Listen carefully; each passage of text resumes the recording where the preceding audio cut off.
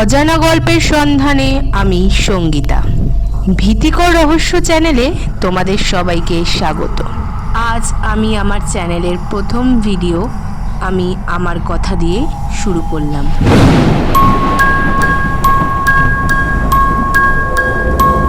ভূতের গল্প মানেই আকর্ষণের কেন্দ্রবিন্দু। যিনি ভূত বিশ্বাস করেন না তিনিও রুদ্ধশ্বাসে পড়ে ফেলেন, আর যিনি বিশ্বাস করেন তিনি তো পড়েনি। সারা বিশ্বজুড়ে ভূতের তাই আলাদাই গ্রহণযোগ্যতা রয়েছে। তাই প্রতিদিন হয়তো ভূতের গল্প শোনা, দেখা বা পড়া হয়েই থাকে। এছাড়াও আমার কিছু অভিজ্ঞতাও হয়েছে, পেয়েছি অনেক রকম অনুভূতিও, আর সেই সূত্রগুলো থেকেই তৈরি হয়েছে গল্প।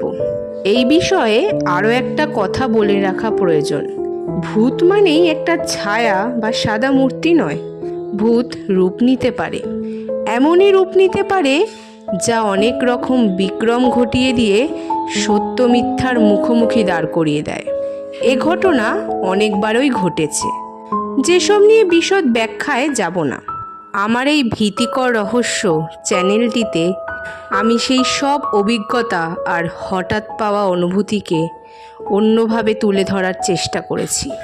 প্রতিটি গল্পে সেই সব অজানা, কখনো বা জানা অনুভূতিগুলোকে আনার চেষ্টা করেছি। আমি বিশ্বাস করি না ভূতের গল্প মানেই ভয়ঙ্কর কিছু। ভূত আসে আমাদের চেনা জানা পরিবেশে, চেনা জানা অনুভূতির মধ্যে দিয়ে। আমি আমার সেই বন্ধুদের সঙ্গে সেই বিরল অনুভূতিগুলোকে ভাগ করে নিতে চেয়েছি। সবার ভালো লাগলে আজ আমার এই ভীতিকর রহস্য চ্যানেলটি তৈরি করা সার্থক হবে।